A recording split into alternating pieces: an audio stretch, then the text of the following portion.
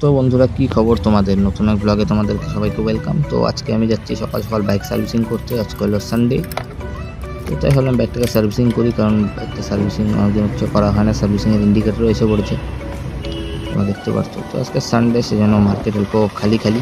তারপর আমি যাচ্ছি এখন গ্যারেজে, এবং গ্যারেজের সামনে আসলাম। গ্যারেজের সামনে আসার পর দেখি গ্যারেজে মানুষটা নেই। তো আমি একটু ওয়েট করলাম। ওয়েট করার পর আমি আমার বাইকটা রেখে গ্যারেজের একটা বাইক নিয়ে আমি আমার কাজে বেরিয়ে গেলাম।